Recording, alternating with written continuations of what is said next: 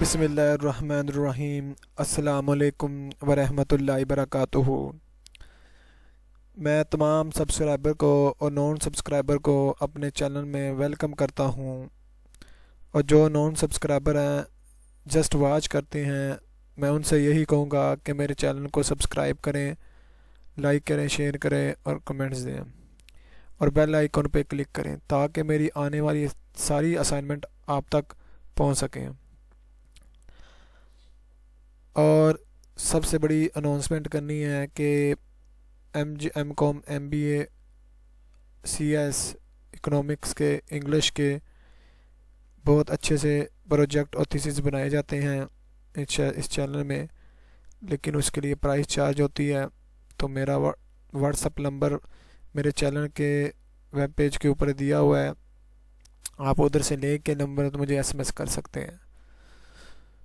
तो आज का GDB है MGT503। ये GDB लेके आया हूँ आज, और इसके जो सिनेरियो है वह पढ़ने से पहले मैं ये बताना चाहूँगा कि अगर ये 5 मार्क्स का GDB है तो मेरे ख्याल से 5 भी आ सकते हैं, मेरे ख्याल से 4.5 भी आ सकते हैं, और 3.5 भी आ सकते हैं।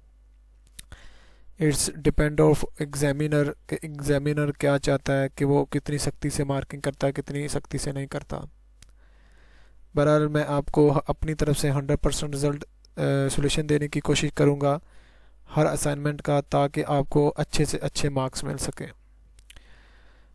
चलिए आज ये सिनेरियो पढ़ते हैं MGT503 का, ताकि फिर अपनी असाइनमेंट के GDB सॉल्यूशन की तरफ चलें। Mr. Sana is responsible for the management of the daily activity as the production floor in the textile firm। एक मैनेजर है उधर की, और उस ऑल एक्टिविटी प्रोडक्शन फ्लोर को देखती है। In order to keep work flow smoothly and steady, this take all the decision related to the party employees daily production related assignment। वो जितने भी असाइनमेंट होती है एम्प्लॉय प्रोडक्शन के मतलब वो सारी वही देती है इसका decision. The independent analysis of the production schedule in the regular basis and decide. अब उसने डिसाइड किया about the changing of the defective machine which disturbs the production process. She post clearly instruction regarding employees assignment on the department of the board of the leading applies to the perform the tasks perfectly, और अच्छे तरीके से उसे काम करें। इस scenario में ये कहने का मिस सना ये कह रही हैं सिनेरियो में कि वो एक मैनेजर है कंपनी की, ठीक है, उस मैनेजर में वो प्रोडक्शन का संभाल रही होती हैं। एक्सपीरियंस है, इसका मतलब है वो एक्सपीरियंस शुदा है, ठीक है, वो अगर ऑलरेडी इसका काम करती हैं, और अब उसको रेगुलरली बेसिस पर प्रोडक्शन की एनालिसिस करती है, और उसने ये सोचा कि मैं जो डिफेक्टिव मशीन थी उसको चेंज कर लूँ, ठीक है, ताकि मैं अपने एम्प्लॉय को कहूँ कि ये इस पे ज़्यादा परफेक्टली अच्छे तरीके से और काम करो, ठीक है, टाइम वेस्ट ना करो, मतलब अपना ध्यान से करो काम। B case in the Winsome textile company the new CEO is called meeting of the board of the director। in the meeting they discuss of the possible joint venture on the companies। many accept joint venture come under the discussion and but still of the require and consultative decisions। ये नज़र नहीं आ रहा, decision and time for the final decision। अब एक company एक CEO था, उसने new आया उस कंपनी का, तो उसने बोर्ड ऑफ डायरेक्टर की मीटिंग की, उसने वो मीटिंग की, और उस मीटिंग के मतलब उसने डिस्कशन की सारी, और डिस्कस करने के बाद उसने फाइनल डिसीजन नहीं लिया अभी तक, ठीक है, और उसके कंपनीज के बारे में लिया गया, ठीक है, वेंचर जॉइंट वेंचर के ऊपर, ठीक है। तो आगे चलते हैं, इसको देखते हैं, आगे देखते हैं। अब ये GDB का सोल्यूशन नहीं है, ऊपर मैंने जीडीपी सोल्यूशन लिखा है, लेकिन मैं आपको जीडीपी सोल्यूशन की तरफ लेके जाने से पहले ये डिसीजन मेकिंग स्टाइल और सॉरी रिक्वायरमेंट तो समझ लें। अब उसने पहले पूछा है कि in your opinions which is decision making style are the used in the case ABMP. अब हमने ये देखना है कि डिसीजन स्टाइल कौन कौन से यूज़ कर सकता है। ठीक है, आगे देखते हैं। अब ये जीडीपी का सोल्यूशन नहीं है, जस्ट आपको समझाना है मैंने पहले, फिर आपको जीडीपी के सोल्यूशन की तरफ लेके आऊँगा। तो डिसीजन मेकिंग स्टाइल कितने हैं? 4 डिफरेंट डिसीजन मेकिंग स्टाइल है। डायरेक्टिव स्टाइल, डायरेक्टिव स्टाइल का मतलब होता है that's characterised by the low tolerance of the ambiguity. Ambiguity, ambiguity का मतलब है, टॉलरेंस ऑफ द एम्बिग्यूटी का मतलब होता है कि ये रिक्स की बात कर रहा है। क्या कर रहा है? रिक्स की बात कर रहा है ज़्यादा, मतलब हाई या लो, हाई या लो। ठीक है, सही। Rational way of the thinking, और अक्लमंदी का मुजाहरा करता है। मतलब वो कर रहा है कि अगर वो रिक्स ज़्यादा ले रहा है डायरेक्टिव में, अगर वो रिक्स ज़्यादा ले रहा है तो फिर वो अपनी थिंकिंग के मुताबिक ले रहा है। ठीक है, नहीं ये टॉलरेंस एम्बिग्यूटी का मतलब होता है कि लो, सॉरी इधर लिखा है low, sorry low tolerance of the ambiguity का मैं लो नहीं पढ़ा, ये लो टॉलरेंस रिस्क कंसिडर करता है।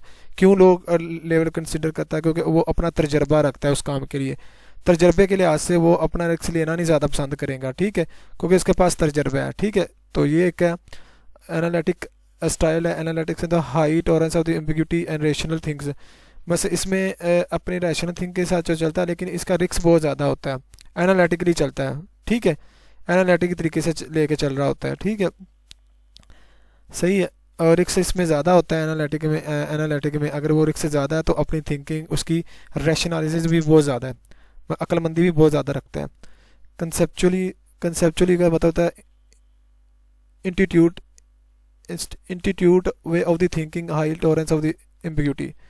अब इंस्टीट्यूट का मतलब होता है कि आपको छठी हिस्सा काम करना, आपकी छठी हिस्सा काम करना कि नहीं यार ए काम आज होना, आज ना करिए।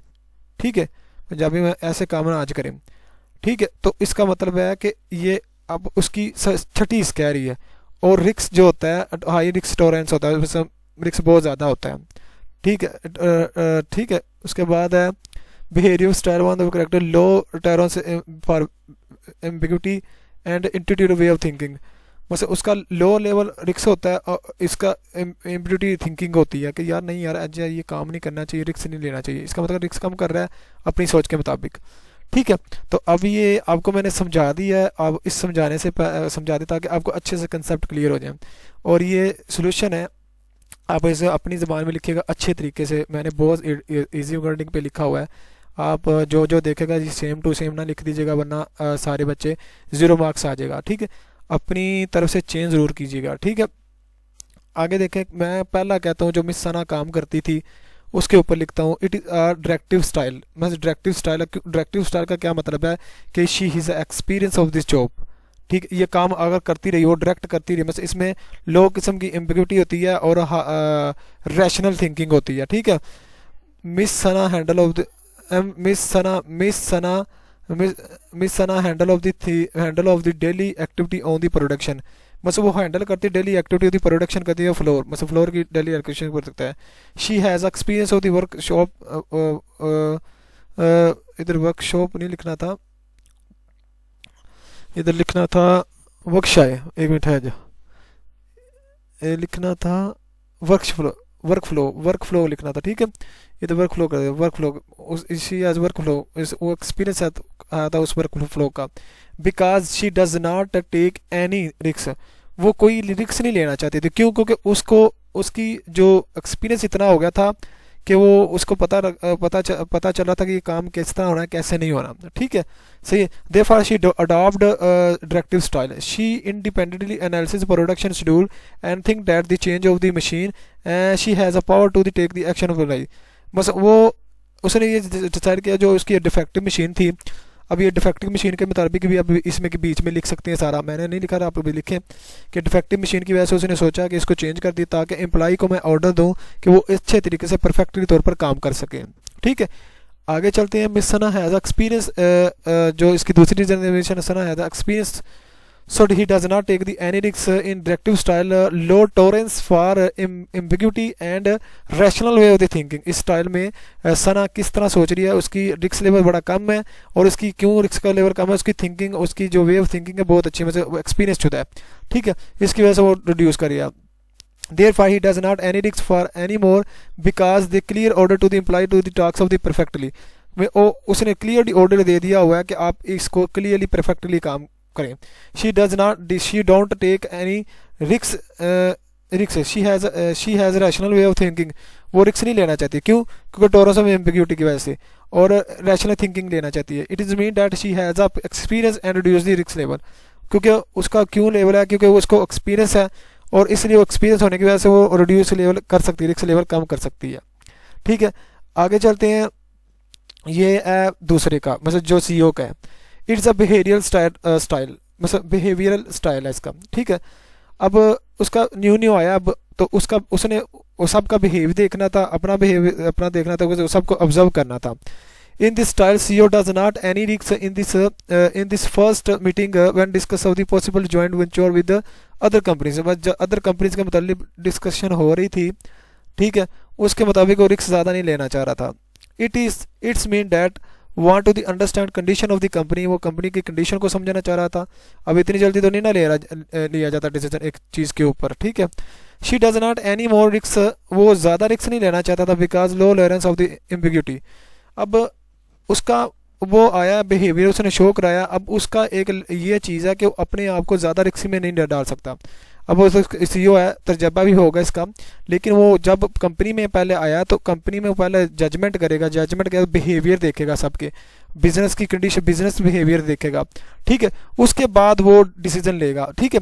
तो उसकी जो इंट्यूटिव वे ऑफ थिंकिंग है ना, वो उसको मतलब कह रही है कि नहीं यार आज ना ले डिसीजन, बस इस तरह का मामला चल रहा है। CEO did not felt that the take the decision on this time, on this spot time भी कह सकते हैं, स्पॉट टाइम नहीं ले सकते decision. So CEO want to take more time for the decision, मतलब वो ज़्यादा रिक्वायर्ड लेना चाह रहा है टाइम के वो उसको डिसीजन ले, because it is very conservative decision, so he take the more for final decision. अब उसका ये इसका मतलब है कि उस ग्रुप में बहुत ज़्यादा डिस्कशन हुई थी, बहुत ज़्यादा उसके ऊपर टॉपिक पे बात हुई, और उसके बावजूद भी उसने ये सोचा कि मैं फाइनल डिसीजन नहीं ले सकता, क्यों? कि वो बिहेवियर देख रहा था, कंपनी के बिहेवियर, एम्प्लॉयज़ के बिहेवियर और अपने बिहेवियर को, ठीक है। तो ये इसका आंसर है।